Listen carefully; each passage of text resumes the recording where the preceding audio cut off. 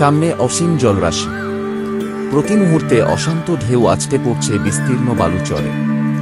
দৃষ্টি সীমার ওপারে দিগন্তের কোল হতে নতুন দিনের আশার আলো নিয়ে জাগরিত হচ্ছেন সূর্যদেব।